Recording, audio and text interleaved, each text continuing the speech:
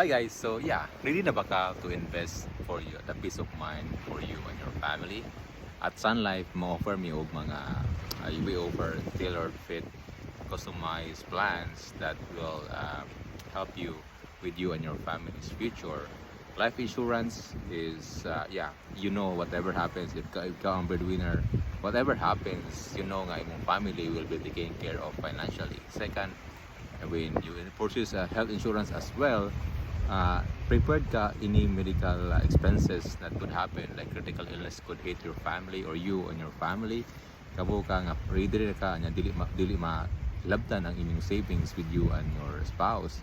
Third is retirement plans, as well as kabo ka nga dili ka mag-suffer financially when you get retired in your 60s, 70s, along you live after your working years, right? Kay mostly man good, after retirement wala na jud income ta, not